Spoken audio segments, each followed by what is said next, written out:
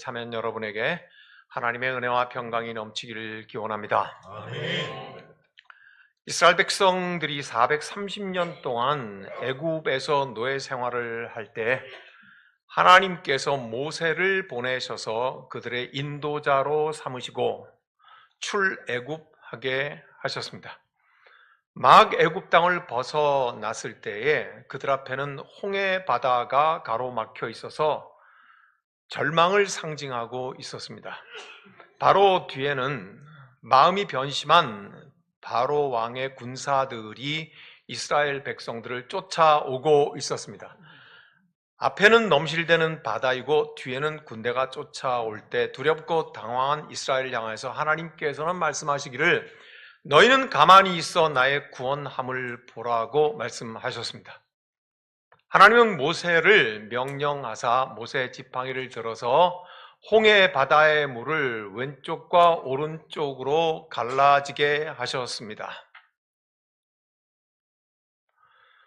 그 홍해 바다의 물을 왼쪽과 오른쪽으로 갈라지게 하시고 가운데를 마르게 하셔서 이스라엘 백성들을 건너게 하실 그때에 그 홍해 바다에 살던 많은 물고기들이 어떤 물고기들은 갈라지는 왼쪽으로 피신을 하였고 어떤 물고기들은 갈라지는 오른쪽으로 피신을 하였습니다. 하여 왼쪽으로 피신한 물고기들은 전부 눈이 왼쪽으로 있기 때문에 오늘날 광어가 되었습니다.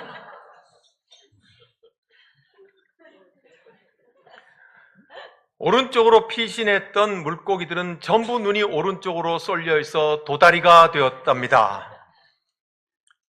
하여 오늘날 바닥에 눕혀 보았을 때 눈이 왼쪽으로 쏠려 있는 광어는 그 당시에 왼쪽으로 피신했던 물고기들이고 바닥에 눕혀 보았을 때 눈이 오른쪽으로 쏠려 있는 도다리는 그 당시에 오른쪽으로 피신하였던 물고기였다고 하는 말을 저는 전혀 믿지 않습니다.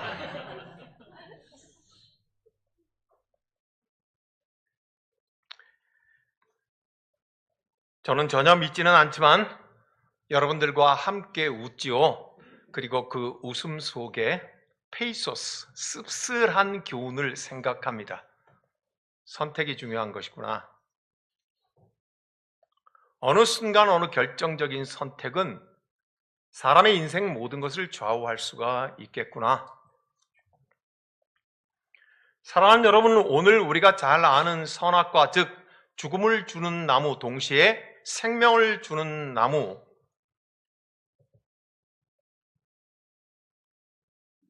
오늘 우리가 있는 창세기 2장 17절에 한 번 표현되어 있는 나무는 아닙니다.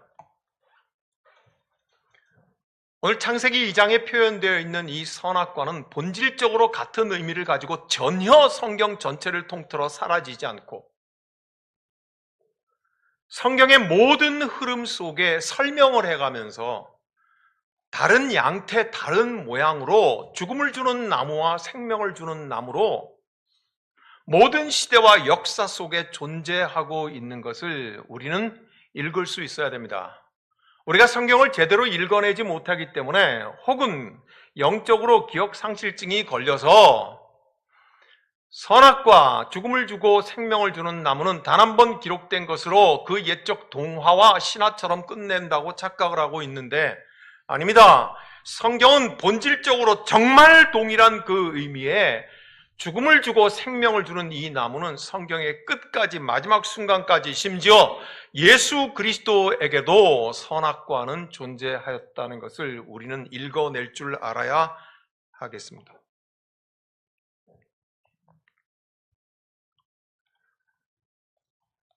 이 선악과의 문제, 죽음을 주고 생명을 주는 나무는 단지 광어와 도다리의 문제가 아니라는 것도 우리는 깊이 묵상하며 이해할 수 있어야 하겠습니다. 이스라엘 백성들을 하나님께서 광야 생활을 인도하시고 그리고는 가나안 땅의 약속에 들어가게 하셔서 5년에서 7년 사이에 정복전쟁을 거치고 난 그 이후에 그 정복의 전쟁을 이끌었던 여호수아에게는 바로 이 죽음을 주는 나무, 생명을 주는 나무, 즉 선악과가 여전히 있었음을 여호수아 23장, 24장 두 장에 걸쳐서 정말로 치밀하고 분명하게 설명을 하고 있습니다. 모두 여호수아 23장을 찾도록 하겠습니다.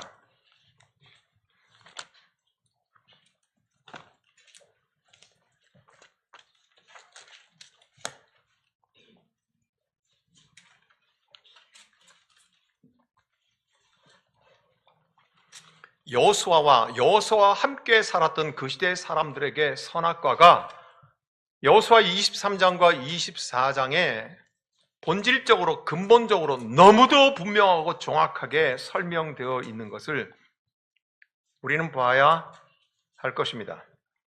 여호수아 23장의 1절과 2절 끝부분에서는 여호수아가 나이 많아 늙었다, 나는 나이가 많아 늙었도다 하면서 23장과 24장은 여호수아의 마지막 설명이자 마지막 설교이자 마지막 유언인 장면이 길게 기록되어 있습니다.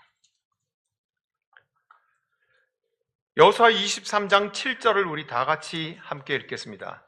너희 중에 남아있는 이 민족들 중에 들어가지 말라.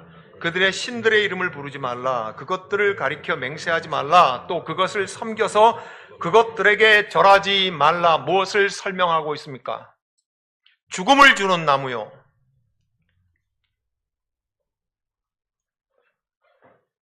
여호수아는 이렇게 설명을 하고 있습니다. 너희는 이 땅의 사람들 속에 들어가지 말라고 하는 얘기는 뒤섞이지 말라는 얘기고 화학적으로 일치하는 변화를 일으키지 말라는 것입니다. 종교적으로, 문화적으로, 세계관과 가치관에 동일체가 되지 말라고 하는 것입니다. 그리고 그 땅의 신들을 섬겨서 그 신과 동일체가 되지 말라고 하는 것입니다. 무엇을 설명하고 있습니까? 선악과, 즉 죽음을 주는 나무에 대해서 설명하고 있습니다. 그리고는 8절에서 이렇게 말합니다. 같이 읽겠습니다. 오직 너희의 하나님 여호와께 가까이 하기를 오늘까지 행한 것 같이 하라. 애굽의 노예에서 하나님의 신실하심에 이끌려 왔고 광야에 40년 동안 한 세대가 다 사라졌을 때 다음 세대를 하나님께서 약속의 땅 가나안으로 보내셨고 가나안 땅에 들어와서 7년에 가까운 전쟁 끝에 이 젖과 꿀이 흐르는 땅을 약속대로 너희에게 가지게 하신 그분, 지금까지 동행해 왔던 것처럼 너희가 함께 동행하라고 말씀하고 있습니다. 무엇을 설명하고 있습니까? 생명을 주는 나무요. 우리가 읽었던 창세기 2장 17절에 선악과가 있는데 이것은 죽음을 주는 나무이며 또한 동시에 생명을 주는 나무인데 오늘 여호수아에게 선악과는 이와 같은 것이어서 무엇과 같아지면 너희가 죽음의 나무를 선택하는 것이고 하나님과 동행하면 너희가 생명의 나무를 선택하는 것이라고 그렇게 말을 하고 있습니다. 한 번에 끝나지 않습니다. 조금 뒤에 11절과 12절을 같이 읽어보겠습니다. 그러므로 스스로 조심하여 너희의 하나님 여호와를 사랑하라. 너희가 만일 돌아서서 너희 중에 남아있는 이 민족들을 가까이하여 더불어 혼인하며 서로 왕래하면 11절 생명을 주는 나무, 12절 무엇을 설명하고 있습니까? 그렇다면 죽음을 주는 나무를 설명하고 있습니다. 너희는 스스로 조심하여 너희 하나님 여호와를 사랑하면은 그 나무는 생명을 주는 나무가 될 것이요 너희가 만일 돌아서서 너희 중에 남아있는 이 민족들을 가까이하여 더불어 혼인하여 서로 왕래하면 너희는 죽음을 주는 나무를 선택하게 될 것이라고 말씀하고 있습니다. 13절은 그것을 더 자세하고 두렵게 설명하고 있습니다. 같이 읽습니다. 확실히 알라. 너희 하나님 여호와께서 이 민족들을 너희 목전에서 다시는 쫓아내지 아니하시리니 그들이 너희에게 올무가 되며 덫이 되며 너희의 옆구리에 채찍이 되며 너희의 눈에 가시가 되어서 너희가 마침내 너희의 하나님 여호와께서 너희에게 주신 이 아름다운 땅에서 멸하리라. 너희는 죽음의 나무를 선택하였다는 말입니다. 죽어갈 것이란 말입니다. 여호수아의 시대에 이와 같이 여전히 선악과는 존재하며 여전히 죽음을 주는 나무, 생명을 주는 나무는 이 가나안 땅 정복의 시대에 여전히 존재한다는 것을 말하고 있습니다. 여호수아는 이렇게 말하고 있습니다. 하나님께서 광야를 우리를 인도하시고 약속하신 대로 적과 꿀이 흐르는 땅을 주셨다.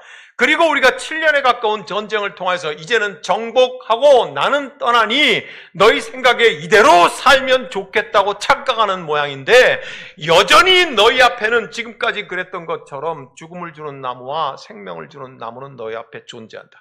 무엇을 택할 것인지 너희가 결정하라고 말씀하고 있습니다. 그 다음 장인 24장 14절과 15절입니다.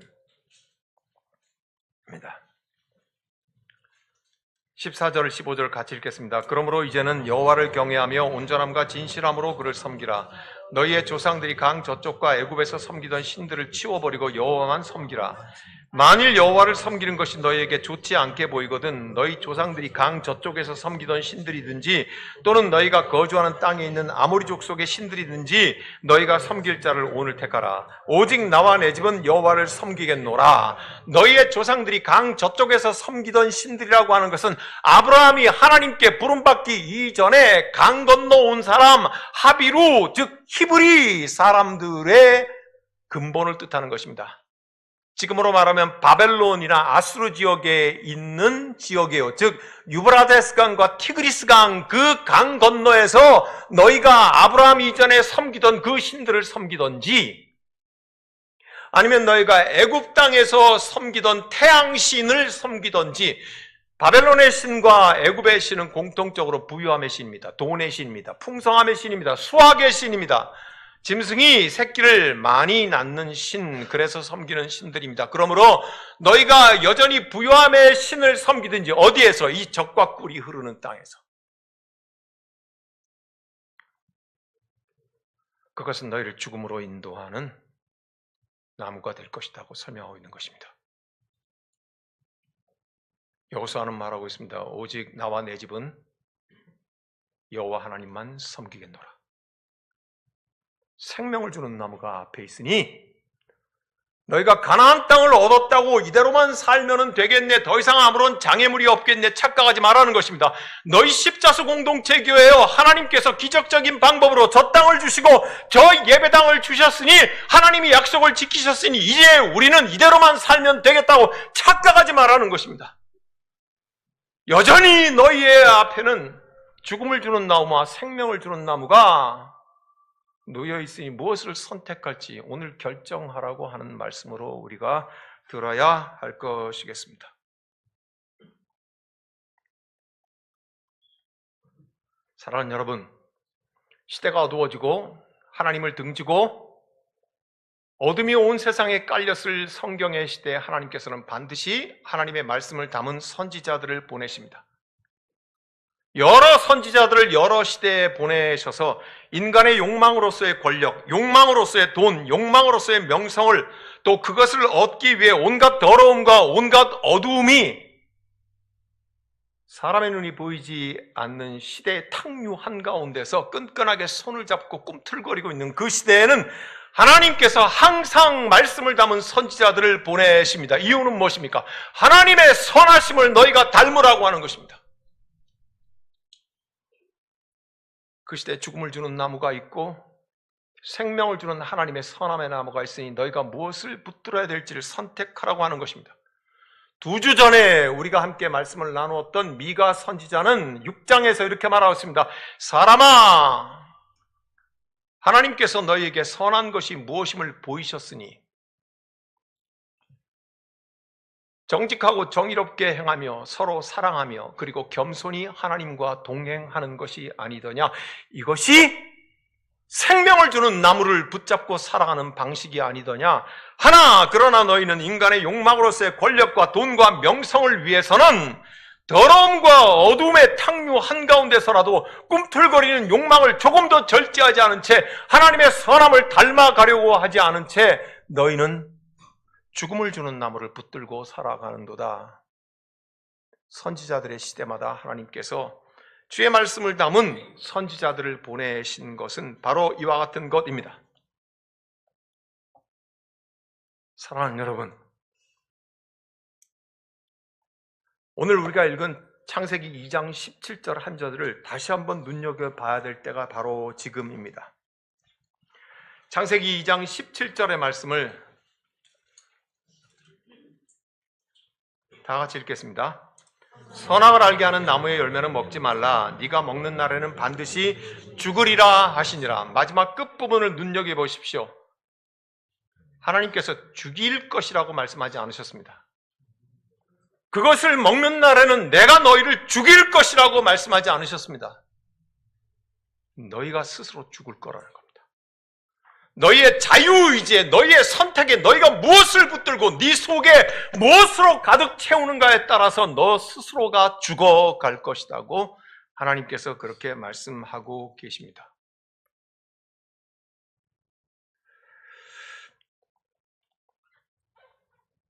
구약 성경에 시대가 좀 흘러서 사사기의 시대가 있습니다. 사사기, 그거는 재판관이라는 뜻입니다. 지었지, 심판을 내리는 자의 시대라는 뜻입니다. 사사기 시대에도 선악과가 있었습니다. 그 사사기 시대의 선악과가 무엇인지 사사기 17장과 21장에서 이렇게 기록하고 있습니다. 그때는 이스라엘의 왕이 없었으므로 사람마다 자기의 소견에 옳은 대로 행하였다. 뭘 설명하고 있는지 여러분 기억해야 합니다. 그때는 이스라엘의 왕이 없었으므로 사람마다 자기의 소견에 옳은 대로 행동하여서 자기의 소견, 자기가 옳다고 생각하는 게 왕 노릇을 했다는 말입니다. 자기가 옳다고 생각하는 판단이 하나님 노릇을 했다고 하는 것입니다. 뭘 설명하고 있습니까? 죽음을 주는 나무와 생명을 주는 나무를 지금 설명을 하고 있습니다. 새한글 성경에는 자기 소견을 뭐라고 해석을 했냐면 자기가 보기에 옳은 일대로 행하였다, 이렇게 설명하고 있습니다. 그러니 새한글 성경 번역본을 붙여서 그대로 설명하면 이렇습니다. 그때는 이스라엘의 왕이 없었으므로 사람마다 자기가 보기에 옳은 대로 행하였더라. 왕에게 묻지 않았습니다. 왕이신 하나님 앞에 엎드리지 않았습니다. 왕이신 하나님의 음성을 들으려고 하지 않았습니다. 경건의 생활은 없었습니다. 왕 앞에 엎드려 기도하려고 하지 않았습니다. 하나님과의 친밀함도 사라졌습니다. 하나님과의 소통도 사라졌습니다. 하나님의 소리가 무엇을 말하는가 하는 것은 조금도 상관없었습니다. 자기가 보기에 옳은 일대로 행동하였습니다. 그것은 죽음을 주는 나무를 붙잡는 일이었습니다. 사사시대에 선악과는 여전히 존재했다는 것을 우리는 알 수가 있습니다. 사랑하는 여러분, 다윗에게도 선악과가 있었습니다. 솔로몬에게도 선악과가 있었습니다. 다윗 시대의 선악과, 우리는 그 다윗의 위대함과 훌륭함과 신앙을 칭송해 마지 않지만, 그러나 다윗의 생애 가운데 치명적인 두 가지의 아픔이 있다는 것을 우리는 기억합니다. 첫 번째는 바세바와 간음, 남의 아내를 빼앗은 것입니다. 두 번째는요, 다윗의 노년에 자기의 힘, 전체적인 총량이 얼마인지 자랑해보고 싶어서 인구조사를 했습니다. 내 힘의 총량이 얼마인지 내가 한번 부르르 떨치고 나서면은 세상이 떨 거라고 생각을 했음이 틀림없는 것 같습니다. 그것은 다윗을 하나님 앞에서 죽어가게 하는 것이었습니다. 하나님의 거절을 경험했습니다. 하나님의 냉대를 경험합니다. 하나님의 심판을 경험합니다. 다윗이 붙잡아야 했던 생명을 주는 나무는 힘의 절제, 그리고 겸손이어야 했습니다. 솔로몬, 저와 여러분이 알고 있는 솔로몬의 압도적인 긍정적인 부분은 어떤 부분입니까? 1000번째, 그는 자기를 노리고 있는 정치적인 적들의 마음과 행동과 전혀 관계없었습니다. 고려하지 않았습니다. 저들이 나를 어떻게 할까에 대해서 두려워하지도 않았습니다. 저들이 무슨 생각을 가지고 있는지 알아봐야 되겠다고 20살짜리 왕이 그렇게 생각하지도 않았습니다.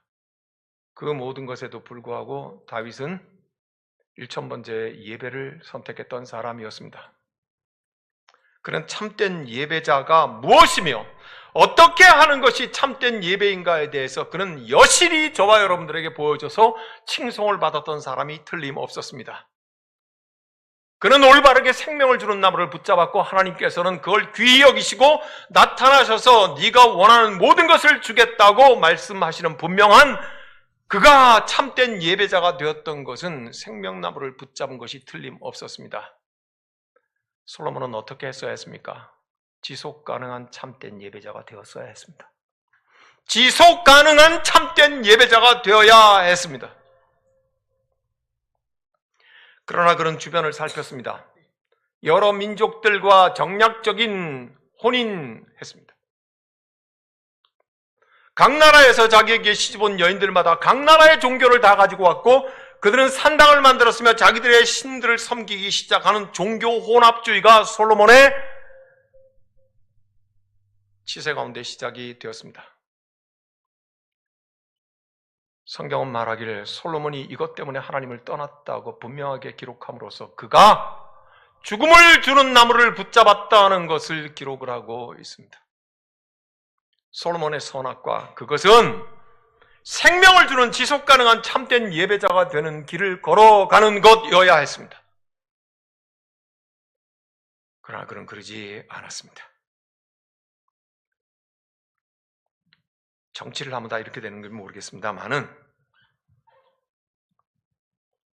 그까지 지방의원이 뭐가 중요한지 공천원금을 1억씩이나 갖다 바치고 그걸 넙죽넙죽 받아 먹어버린 국회의원 권력자의 뉴스가 지금 온 세상을 도배하고 있습니다. 그 시대나 지금이나 다를 바가 없습니다. 고가의 명품 물건이 선악과가 되어버린 이 나라 최고의 권력자의 멸망을 우리는 지금 두 눈으로 목도하고 있습니다. 사랑하는 여러분, 이와 같이 우리 삶의 도처에는 죽이는 나무와 살리는 나무가 곳곳에 많이 있습니다. 무엇을 선택할 것입니까? 사랑하는 여러분, 우리 주 예수 그리스도 앞에도 그의 공생의 과정에는 선악과가 도처의 앞에 기다리고 있었습니다. 무엇을 선택할 것인가의 문제입니다. 우리 주 예수 그리스도께서 40일간 금식하시고 줄일 때 성령에 이끌려 광야로 가서 마귀의 3가지의 시험을 받습니다. 마귀는 예수 그리스도를 부추깁니다. 네가 만일 하나님의 아들이라면 얼마나 높은 사람이냐, 얼마나 힘 있는 사람이냐, 얼마나 권력 있는 존재이냐, 네가 만일 하나님의 아들이라면 그토록 배가 고픈데 돌이 떡으로 변하게 하라. 내게 한 번만 엎드려 절하면 세상의 모든 권세를 주겠다고 했습니다. 무엇을 선택해야 할지의 문제였습니다. 이게 40일 굶주린 다음에 마귀에 의해서 3가지 시험을 받았다는 것으로만 1차적으로 읽힙니까? 예수 그리스도 앞에는 선악과가 지금 놓여 있습니다. 우리 주 예수 그리스도께서는 말씀하시길 사람이 떡으로만 살 것이 아니오 하나님의 입에서 나오는 말씀으로 말미암아 살 것이니라. 오직 여호와를 경배할지어다. 무엇을 선택해야 하는지, 무엇이 살리는 생명나무인지 예수 그리스도 앞에도 선악과가 놓여 있다는 것을 우리는 잊지 말아야 할 것입니다. 하물며 예수 앞에 선악과를 놓아둔다면 저와 여러분 앞에는 어떻겠습니까?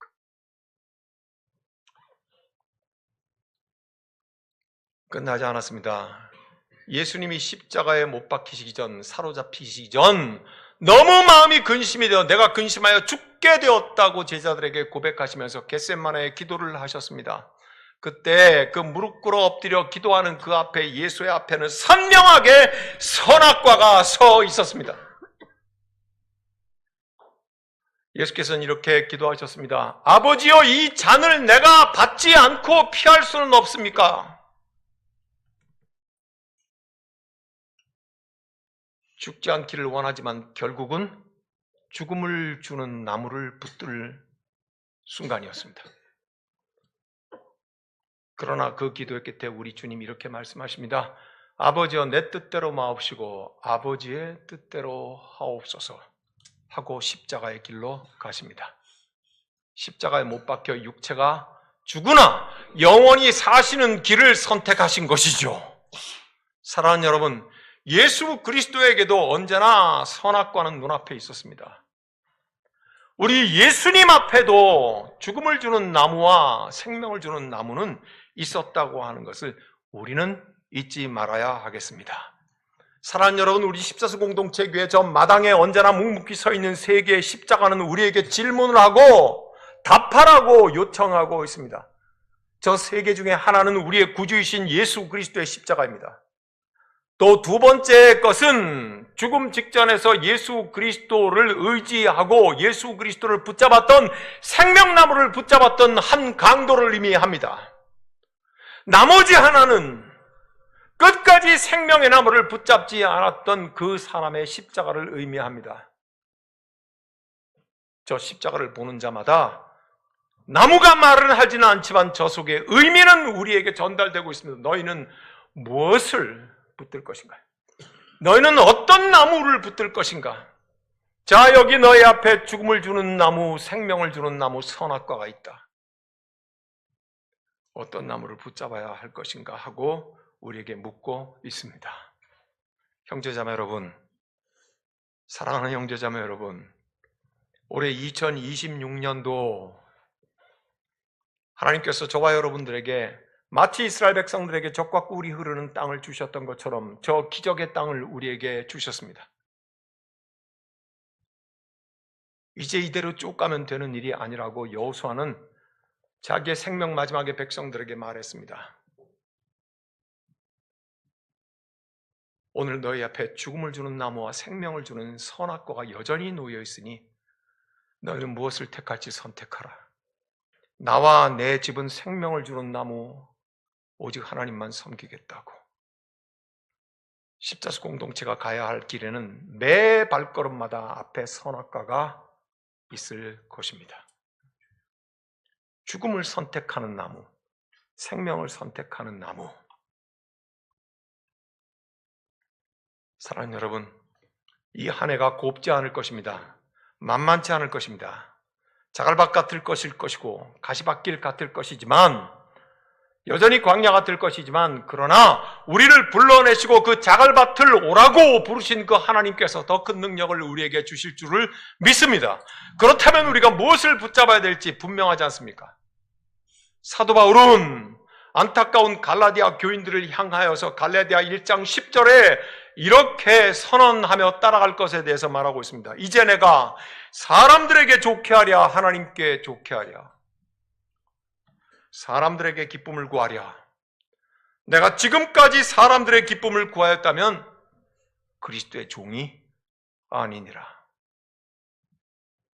사랑하는 여러분, 오늘 이 시간에 이 선악과를 통하여서 성령께서 우리에게 응답하라고 하십니다.